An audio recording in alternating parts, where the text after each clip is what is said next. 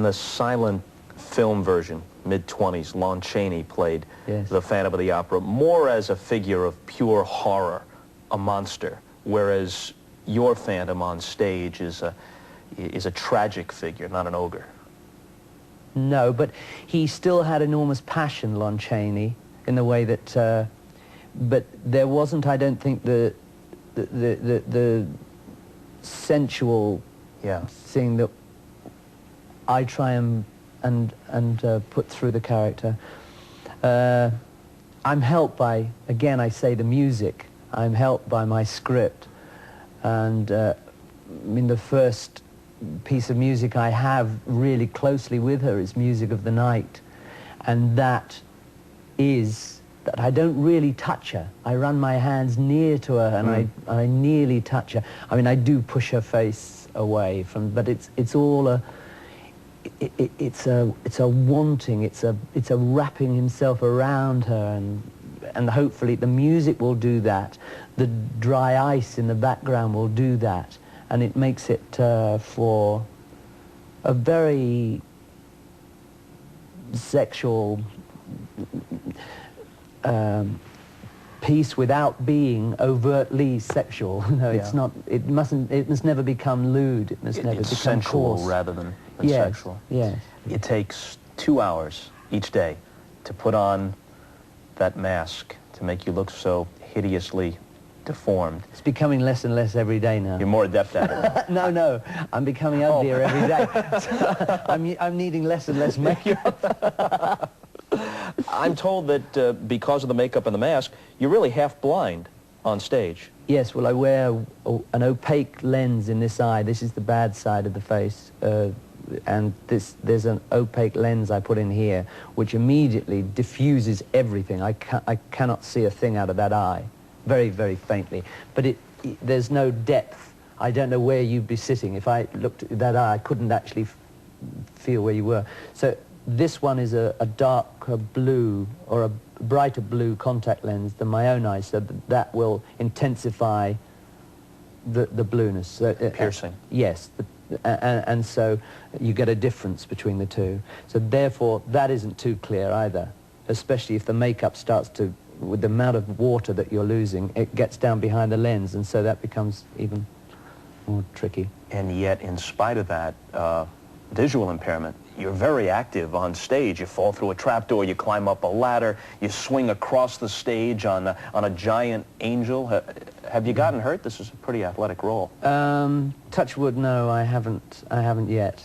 No, I mean it's more dangerous walking around backstage, I think, than it is. And everyone's sort of ushers. They've all got torches and they're showing me where to go. Or walking out the door onto 8th Avenue after the play is over, right? Yes. Michael Crawford, still in one piece.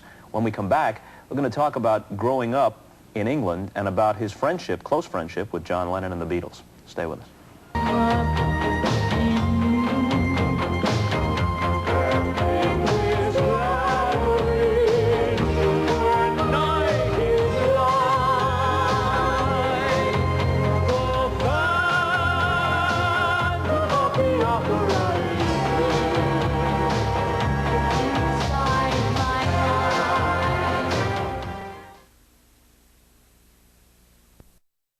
The name became Michael Crawford as Michael Patrick Dumbbell Smith? Yes. Actual name? Yes. Did that work like the Johnny Cash song, A Boy Named Sue? If your name is Sue or if your name is Dumbbell, you got to grow up tough. You got to learn the facts of life pretty quick. I was pretty shrewd. When I was 3, I changed my name. At 3, you changed it? Yes. Well, being more honest, my mother was a little... You marched into the Hall of Records and said, gentlemen, yes, this must be changed. Yes, yes. Well, I wouldn't have fancied going to school being, right from the word go, being called Dumbbell. No. So I changed it. Your film career includes appearances opposite Barbra Streisand and Hello, Dolly, and a funny thing happened on the way to the Forum, the Richard Lester movie with Zero Mostel and Phil Silvers. And another Richard Lester flick was How I Won the War, and you became very friendly with your co-star John Lennon, right? Yes. Well, I was married at that time, and John was married to Cynthia Lennon. So the four of us, we rented a house together in south of Spain where we made the film in Almeria. And it was through a period when they were really flying high, and he was writing like crazy while we were doing the movie. And he was quite a natural at acting, and always very professional. He was always on time, and for the amount of attention they were getting, you expected some sort of reaction, but he was always very professional.